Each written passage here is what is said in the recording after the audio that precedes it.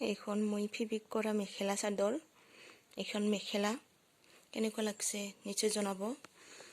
Khadi cotton হয়। মই বহু দিনতে লৈছিলোঁ মোৰ এজন বান্ধৱীৰ পৰা। খাদী কটন, উকা খাদী কটন মেখেলা চাদৰ আৰু ব্লাউজ পিচো আছে। এইখন মেখেলা হয়। কেমেৰাত ভালদৰে কালাৰটো ফুটি উঠা নাই।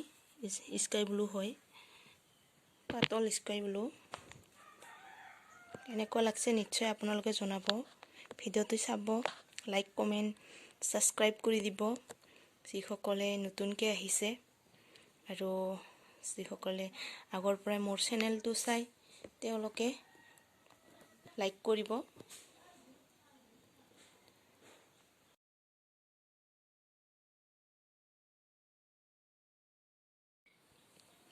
এইটো চাদৰখন ইয়াত দুপাহকৈ দিয়া হৈছে, মাজে মাজে গ্লিটাৰো দিয়া হৈছে। মেখেলাটো দিছোঁ আৰু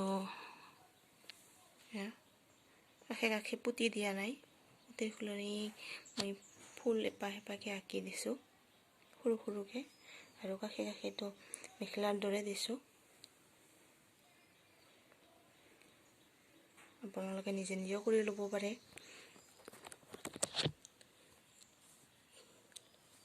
লাইট আহিছে কেমেৰাটোত, কিন্তু অলপ ডাঠ হয় স্কাই ব্লু।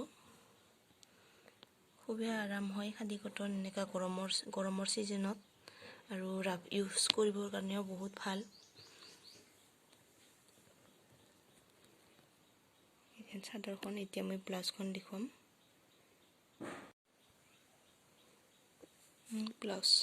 ব্লাউজৰ পিচ চিম্পলকৈ ৰাখিছোঁ।